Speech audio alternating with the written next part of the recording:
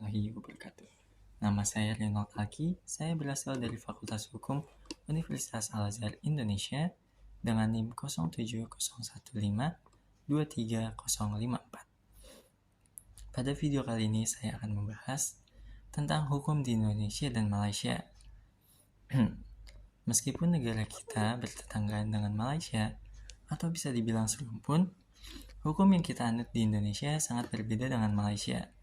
Hal ini disebabkan oleh faktor geografis, historis, prinsip, ideologi, bahkan situasi yang terjadi di negara kita.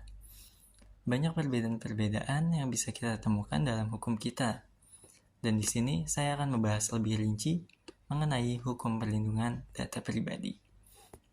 Apa sih perlindungan data pribadi itu? Menurut pasal 1 ayat 2 UU PDP, segala upaya yang dilakukan untuk melindungi data pribadi individu dalam rangkaian pemrosesan atau pengolahan data pribadi untuk menjamin hak konstitusional subjek data pribadi. Nah, bagaimana sih keamanan data pribadi kita? Menurut Ditjen Aptika, isu mengenai perlindungan data pribadi ini masih mendominasi pemberitaan di media. Kemkominfo tengah menyusun aturan denda bagi penyelenggara data pribadi, penyelenggara sistem elektronik, atau PSE dalam lingkup privat. Hal itu membuat perusahaan teknologi terancam denda besar. Terlebih lagi, bagi mereka yang menyalahgunakan data pribadi pengguna. Rencana aturan tersebut tertuang dalam sebuah dokumen bertajuk Rumusan Denda Administratif terhadap pelanggaran prinsip perlindungan data pribadi, yang merupakan bagian dari draft rancangan peraturan pemerintahan tentang penerimaan negara bukan pajak, atau RPP PNBP terkait Kementerian Kominfo. Juru bicara Kemkominfo, Dedi Permadi, mengatakan Kemkominfo tengah menyusun RPP PNBP bekerja sama dengan Kementerian Keuangan. RPP ini masih dalam tahap konsultasi dengan para pemangku kepentingan.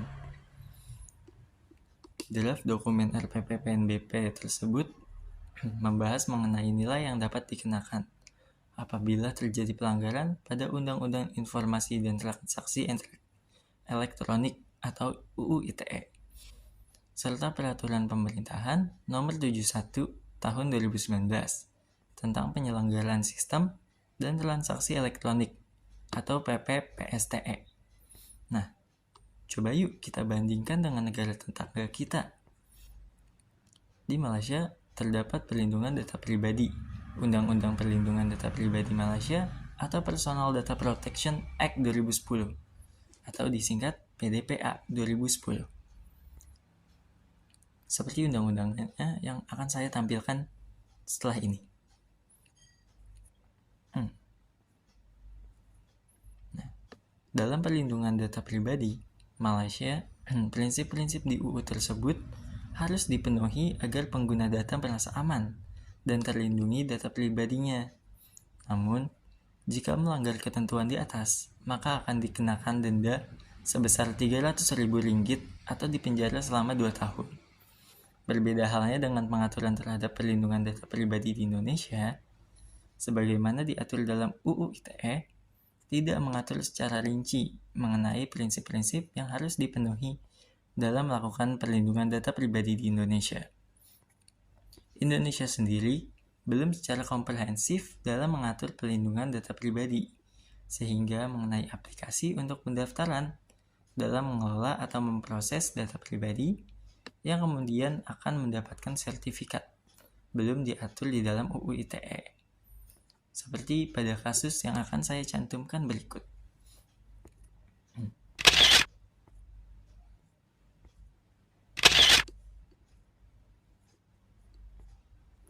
Nah, sekian saja video saya mengenai topik ini. Mohon maaf apabila ada kesalahan dalam video ini, karena sesungguhnya semua itu murni dari saya sendiri. Dan segala sesuatu yang benar, semuanya hanya milik Allah Subhanahu wa Ta'ala. Wassalamualaikum warahmatullahi wabarakatuh.